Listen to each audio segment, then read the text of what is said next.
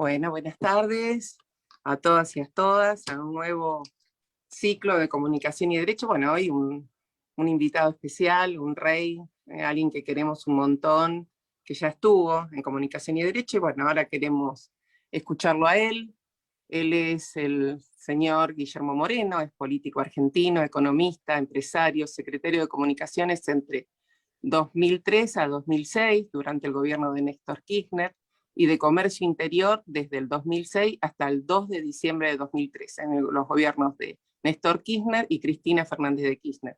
Agregado económico de la Embajada Argentina en Italia, gobierno de Cristina Fernández de Kirchner, conductor del programa radial La Hora de Moreno. La conducción la va a realizar el doctor Ariel Duarte, él es judicial, que fue lo que me dijo Ari. Ari, presentame así, Andrea, como judicial, militante de la Unión de Empleados de la Justicia de la Nación, de la CGT, abogado. Gracias, gracias Ari, gracias Guillermo por estar. Ahí la veo que está Claudia, Sofía, Santiago. Bueno, gracias a todos, a Fede, también a Daniela, en este Zoom íntimo, que tenemos el placer de tenerlo a Guillermo, para escucharlo y aprender tanto de él. Bueno, Ari, ahí sí te desmuteás, así empezamos esta entrevista, la verdad que es magnífica. Gracias, Guillermo, gracias por estar, un cariño grande, gracias, Ari, los escuchamos, un cariño enorme. Bueno, buenas tardes, Guillermo, buenas tardes, Andrea, buenas tardes a todos y a todas. Esta es segunda vez que tengo oportunidad de entrevistar a Guillermo Moreno. La primera vez fue en el periódico Repliegue, del cual formo parte. Y bueno, para empezar esta entrevista, queríamos preguntarle a Guillermo cómo estás, Guillermo, por un lado, terminando este fin de semana largo. Y que nos cuentes un poco, yendo un poco al grano de los temas, en diferentes oportunidades has hablado acerca de esto de la presencia del FMI en la Argentina, las implicancias que hay en cuanto a la política económica y una suerte de avanzada que has descrito contra lo que es la doctrina justicialista, la doctrina peronista, y contra el modelo sindical. Quería un poco si nos podías ilustrar un poco qué significa todo esto que estamos viviendo.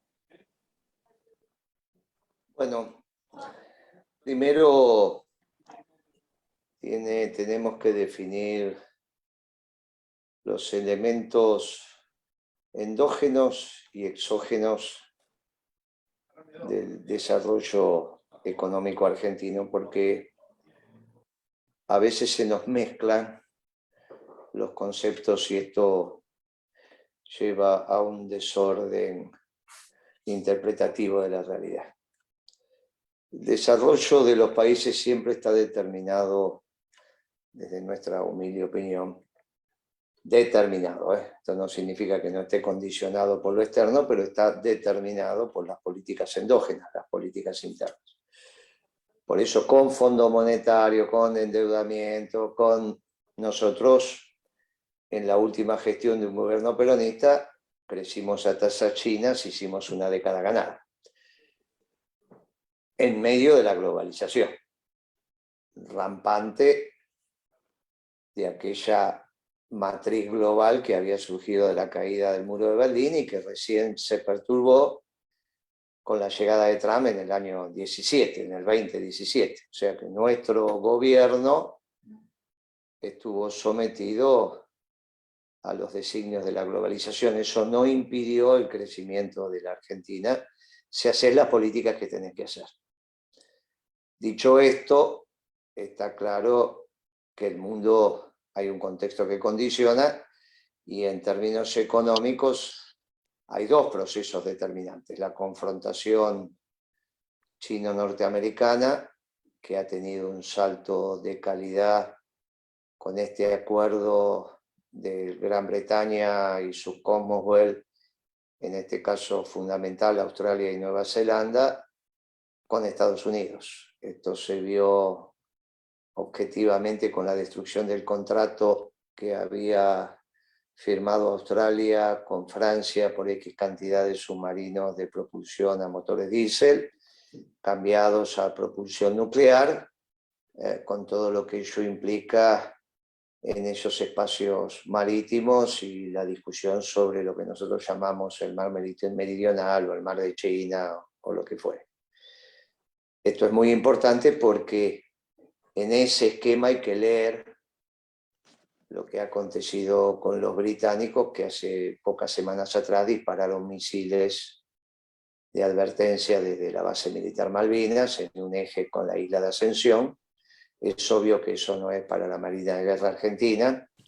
Esto tiene que ver con el despliegue de los británicos en el Atlántico Sur, en este esquema global de confrontación global, y tiene mucho más que ver con la flota pesquera china que con la Argentina. Esto es muy importante porque a medida que pasen las semanas, esta Guerra Fría, salvo una rendición de los chinos, que no va a ser en el corto plazo, se va a ir acelerando y va a tener implicancias para el comercio internacional argentino y las relaciones no solo argentinas, sino del conjunto de los países en su intercambio comercial con los chinos.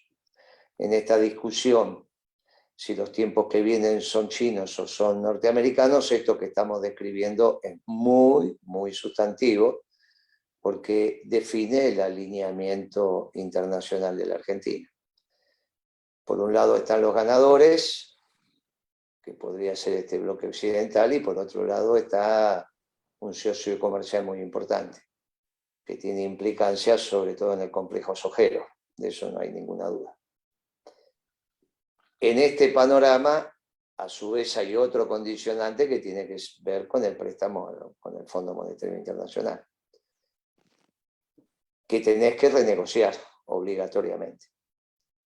Tenés que pasar de un crédito de corto plazo, que es el stand-by, a un crédito de mediano plazo, que se llama de facilidades extendidas, que tiene un tiempo de duración máximo de 10 años, y en donde las condicionalidades son absolutamente distintas. En un crédito stand-by las condicionalidades son menores, en un crédito de largo plazo, mediano plazo en este caso, es obvio que las condicionalidades son mayores, porque si le estás pidiendo un crédito a 10 años, el acreedor tiene que tomar los recaudos de que le vas a poder devolver la plata en 10 años.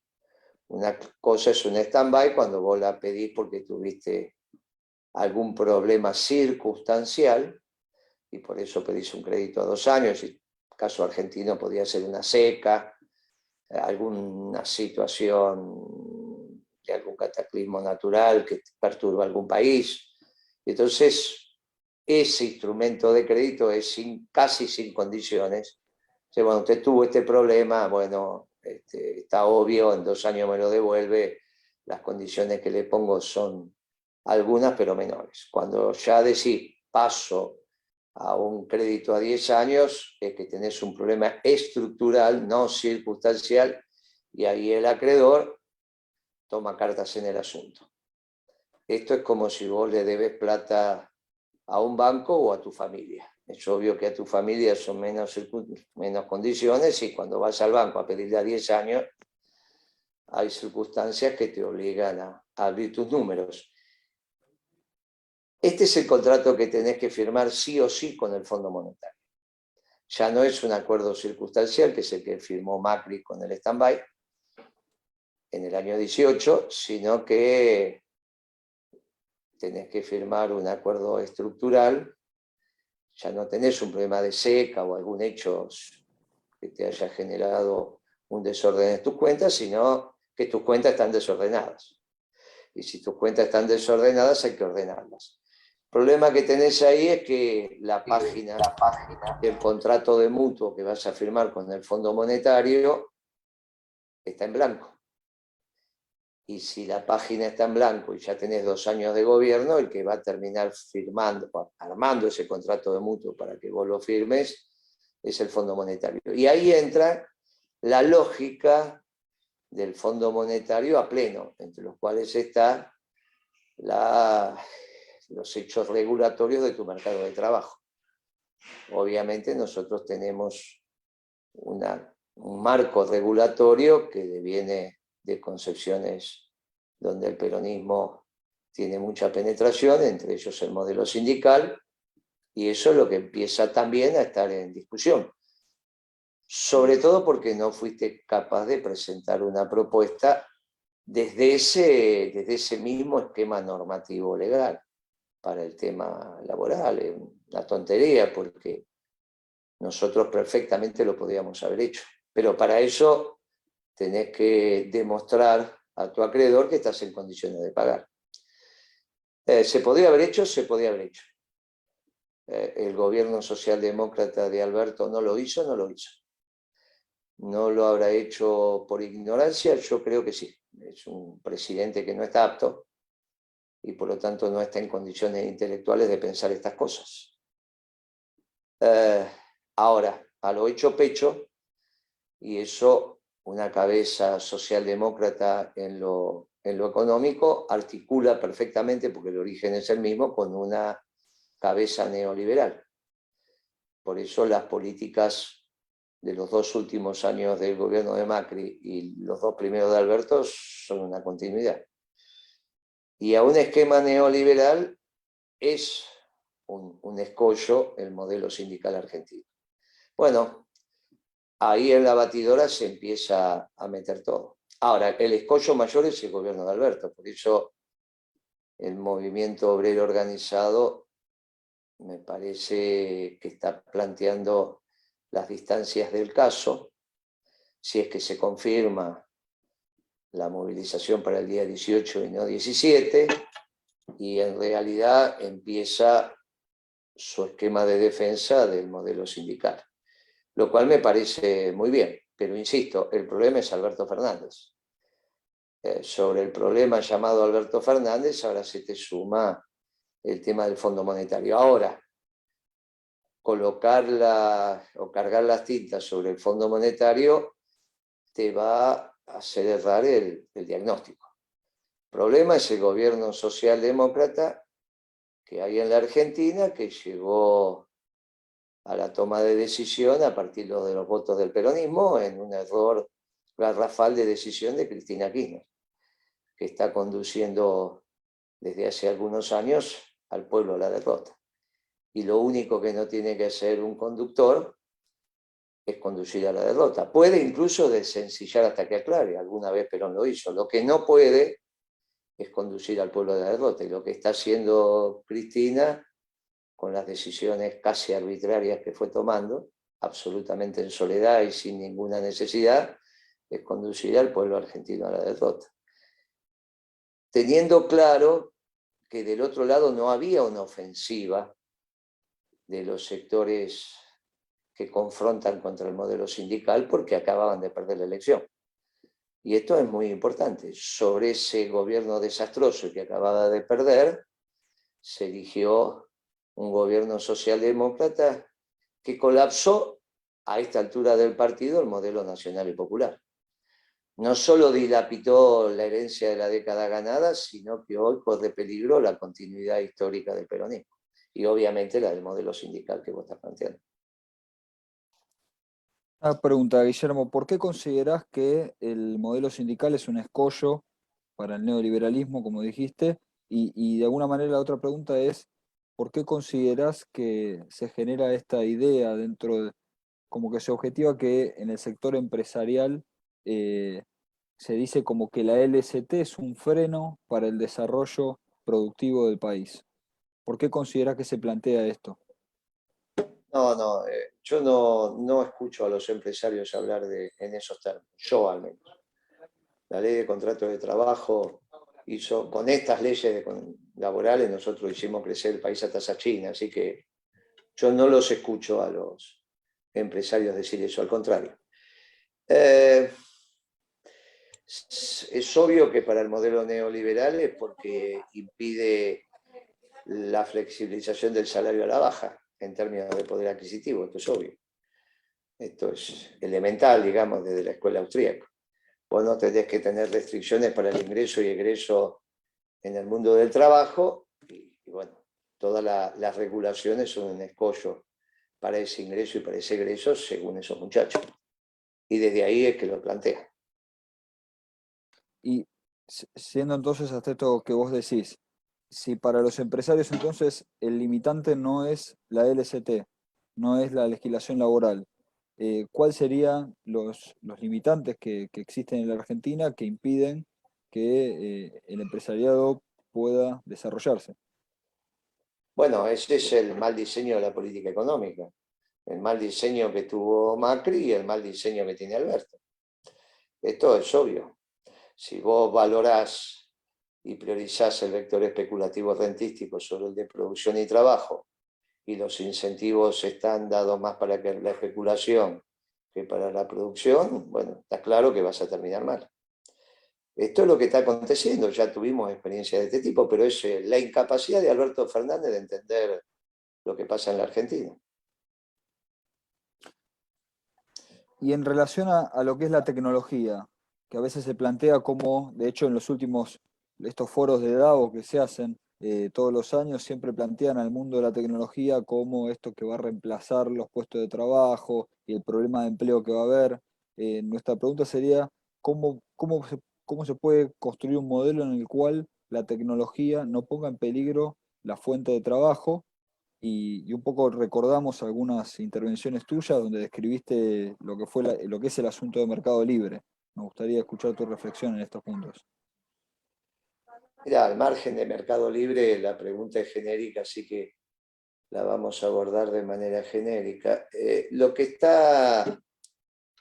El problema no es el puesto de trabajo en sí, sino el ingreso que deviene de ese puesto de trabajo. Porque un trabajador perfectamente podría tener 1 o 2 años sabáticos y no pasaría absolutamente nada si el sindicato así lo define. La pregunta de fondo es de quién tiene que ser la propiedad de la tecnología. Si es del capital o es del trabajo articulada por el sindicato. El problema es que estamos en una ecuación binaria cuasi marxista, donde existen la burguesía y los obreros. Este pensamiento ridículo europeo se ha enquistado a partir del estudio en las universidades. Y es muy difícil salir de ahí, a pesar de que en la Argentina hace 70 años que tenemos una doctrina extraordinaria que precisamente pivotea sobre la tercera posición. Mira, esa pregunta tuya queda abstracta, como dirían ustedes los abogados, si los dueños de la tecnología que reemplaza el trabajo es de los trabajadores, organizada la inversión y el flujo de esa inversión, esto es la ganancia, por el sindicato. Entonces, los trabajadores pueden ser perfectamente dueños de los bienes de producción. Los marxistas son los que dicen que los trabajadores no pueden ser dueños de los bienes de producción. Nosotros los peronistas no. Más, nos negamos a pensar que, entre comillas, los empresarios o la burguesía serían los únicos que pueden ser dueños de los bienes de producción. Con lo cual, si vos ponés la tecnología en manos de los trabajadores y propiedad de la Confederación General del Trabajo, del sindicato del sector, esto no tiene ningún problema. Los trabajos, cuando la tecnología reemplaza trabajo, tenés el ingreso devenido de esa tecnología en términos de capital que le permite al sector privado de la economía seguir manteniendo el ingreso del trabajador, aunque no trabaje, porque está en 1 o 2 años sabáticos y será cuestión del sindicato cómo los va rotando. Esto no tiene ningún inconveniente. Lo que termina pasando acá es que el ingreso del trabajador ya no es solamente la venta de su fuerza de trabajo, sino la renta de propiedad que viene por tener la capacidad de ser propietario de la tecnología que reemplaza trabajo, como a su vez el movimiento obrero organizado debería ser también dueño de lo que hoy se llaman empresas de participación estatal, en un quantum que va desde el 51% de YPF hasta quizás empresas del 100% estatales, como podría ser fabricaciones militares. Nosotros no somos estatistas los peronistas. Entonces, bueno, ese es un debate. El problema es que hemos sido inducidos a una reflexión, en general no de los propios trabajadores, sino de los cuadros profesionales que aportan al debate de la construcción de decisiones del movimiento obrero, formados en universidades donde la calidad académica está dado por el pensamiento europeo. Y el pensamiento europeo es de derechas a izquierdas. Y yo qué sé yo, entonces ahora pregunto qué son los talibanes en Afganistán. Y nadie te sabe decir si son de derecha o son de izquierda. Está bien, te dice, son talibanes. Bueno, está bien, pero son de derecha o son de izquierda. Si el pensamiento europeo fuera un pensamiento universal, me lo tienen que calificar a los talibanes. Y no pueden. El peronismo no es ni izquierda ni derecha, es peronismo. Entonces, la economía peronista, entre otras cosas, dice, mire, ponga el 51% de las acciones de YPF en manos del confederal de la CGT, no del sindicato petrolero, porque sería un exceso. Pero póngalo porque el precio de la energía tamiza el diseño económico de toda la Argentina, por lo tanto, como permea a todos los trabajadores, póngalo en la confederal de la CGT. Y lo mismo haga con toda la fábrica, porque no son los cuadros políticos enquistados en el Estado los que tienen capacidad de administración, sino mucha más capacidad de administración tienen los trabajadores, pero para eso hay que tener una cabeza peronista. Y tu propia pregunta, el problema es que no abundan en la ejemplificación de lo que serían las políticas peronistas, la doctrina. No hay ningún problema con la tecnología. Simplemente tienen que ser propiedad del movimiento obrero organizado a través de sus organizaciones sindicales, y esto no tiene ningún inconveniente. Pero bueno, por eso el peronismo es superior al liberalismo y al marxismo. ¿Cómo te lo imaginás en concreto esto de la propiedad de la tecnología en manos de los sindicatos? Y si hay algún ejemplo que se pueda rescatar en términos históricos o de otros países del mundo donde algún modelo así se haya podido aplicar. No, si no hay peronismo en el mundo. Es una singularidad argentina el peronismo. No hay. Esto nos toca, este es otro problema. Busquemos un ejemplo en el mundo. No hay. No hay peronismo en el mundo. Somos nosotros. Por eso cuando el Papa habla se lo entiende. ¿Quién lo entiende? Los argentinos. El resto, cuando dijo vayan a hacer lío, se armó un lío bárbaro. Nosotros lo entendimos, los otros no. No hay. Hay que construirlo. Pero es muy fácil. La tecnología que reemplace mano de obra en una empresa, esa inversión la hace el movimiento obrero. Después, como la financia, es un problema muy menor. Para eso está el mercado. Y tiene que estar autorizada por el movimiento obrero. ¿Por qué el movimiento obrero no lo va a autorizar? Es una vinculación entre el mundo del trabajo y el mundo del capital. No va a haber ningún inconveniente.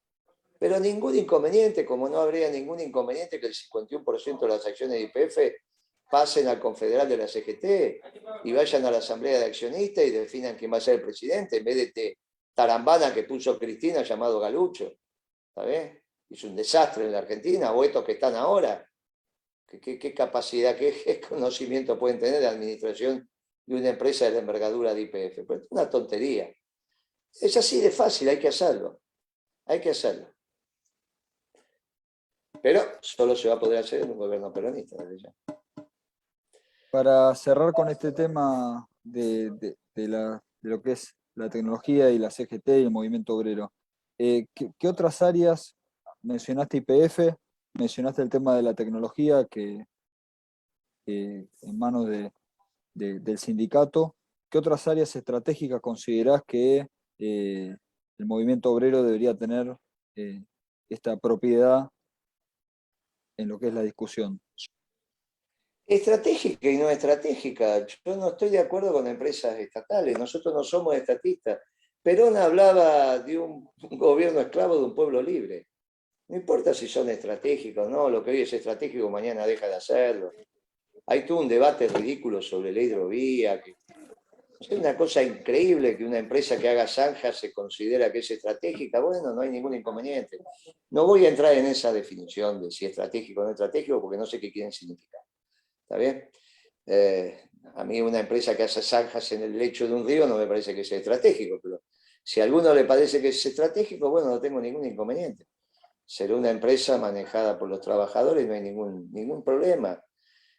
Yo tengo la visión peronista del Estado, no tengo la visión marxista del Estado. Así que en realidad, te vuelvo a decir, lo importante acá es que el ingreso de los trabajadores esté articulado entre la venta de su fuerza de trabajo en el mercado, eso se llama salario, y la renta de propiedad, que deviene de la propiedad de los trabajadores en términos de capital. Y esto es muy sencillo, incluso eso te baja la conflictividad.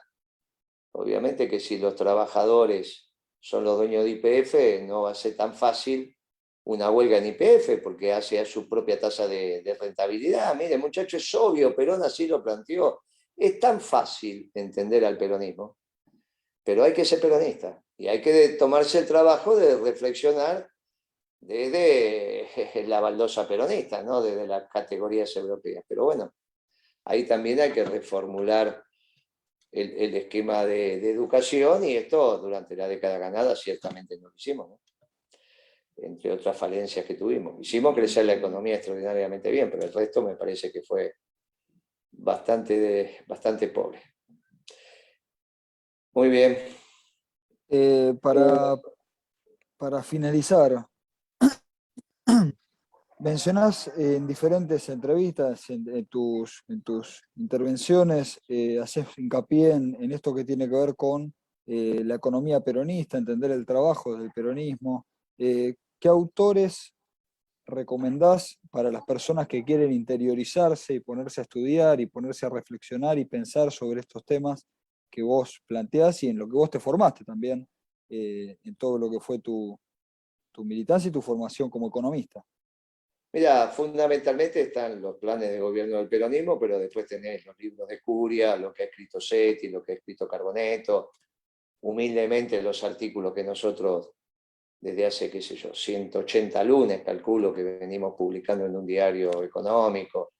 Hay múltiples autores peronistas que se pueden articular, los libros de Chaliú, hay autores peronistas, pero sobre todo los planes de gobierno. Si vos agarrás los planes quinquenales, hablar de los planes trienales o el plan trienal, y agarrás los autores que te acabo de mencionar, vas a encontrar un compendio de todo esto. ¿Está bien? La capacidad de abstracción y de síntesis es de los 70 para acá, digamos, dentro del peronismo de los 70 para acá. Ahí tenés autores que fueron sistematizando. Pero estos tres me parece que son los generadores de este pensamiento, junto con Chaliú, que son Carboneto, Curia y Setti. Me parece que ahí tenés las tres grandes vertientes del pensamiento económico peronista, vinculado a tres grandes espacios del movimiento obrero también. Muy bien. Bueno, Ari, yo quería interrumpir un poquito a Guillermo, quería hacerle una pregunta, te pido disculpas, pero Guillermo, ¿qué opinás de las elecciones? Vos sos una persona recontra, súper querida, la verdad que uno publica algo tuyo, impresionante la repercusión que tiene, la gente, realmente te lo digo, todo el mundo me manda mensajes, genio Guillermo, inclusive gente que, viste, el link hoy no se le dio a mucha gente, algo muy, muy, muy, muy íntimo, después va por Facebook Live, cada uno lo puede ver. ¿Qué opinás de las elecciones? ¿Qué te parecieron? No específicamente tu aporte, tu presentación. En sí, me gustaría que hagas un análisis vos de qué te parecieron las elecciones. ¿Te sorprendió? Creo que no. No me sorprendió el triunfo, lo vengo vaticinando desde Sí. Hace rato que lo venís diciendo. que la derrota del oficialismo iba a ser catastrófica y va a ser peor ahora en noviembre. Mi esperanza era poder separar al peronismo de este gobierno, no lo pudimos hacer. Caímos en las generales de la ley, los sectores populares empiezan a repudiar al peronismo, esto es algo gravísimo para la continuidad histórica del peronismo. En mi caso particular, estos son los votos que contaron, los votos que saqué, los sabrá Dios. La encuesta del sábado estaba dando entre 4 y 5 puntos, así que bueno, obviamente a la calavera no chilla, o sea que si vos no tenés el aparato electoral, vos para una elección ser satisfactoria tenés que tener un buen candidato, un buen discurso y un buen aparato. No voy a opinar sobre el candidato porque era yo, el discurso me parece que era el adecuado, el aparato era muy menor, y ahí pagamos las consecuencias. Lamentablemente al fracaso presente le va a suceder un fracaso reciente. Yo creo que hay una articulación generacional entre Massa, Alberto, Rodríguez Larreta, la señora Vidal y Santilli. Me parece que ahí van a abonar muchos gobernadores, va a abonar parte del movimiento obrero porque no tienen alternativa, parte de los movimientos sociales, y me parece que asoma un espacio de grandes perdedores que es Cristina, que tiene grandes posibilidades de terminar muy mal su carrera política. Digo muy mal es en términos de estar presa, digamos, ¿no? Esto estoy diciendo, en términos de libertad ambulatoria. Después veremos la historia. Algunos empresarios me parece que también. Bueno, en los grandes perdedores estarán las agrupaciones juveniles y algunos más. Y después hay un espacio de resistencia, entre comillas, del pensamiento peronista, que vamos a estar los que tengamos que estar, incluso sectores de la Iglesia, porque obviamente esta ola de negar a Dios no solo es en la Argentina, sino que es en el mundo, y las iglesias en general tienen bastante por opinar sobre esto. Ahora, esto es lo que aparentemente tiene más probabilidades. Después viene lo imponderable de la política, después viene el peronismo que está en ebullición, después viene la posibilidad de que el peronismo se organice, después viene la posibilidad de adelantar las elecciones, después viene la posibilidad de la ley de acefalía, etcétera, etcétera, etcétera. Y esta es la magia de la política. Hoy parecería ser que la suerte está echada, pero en política nunca la suerte está echada. Yo les agradezco enormemente la invitación.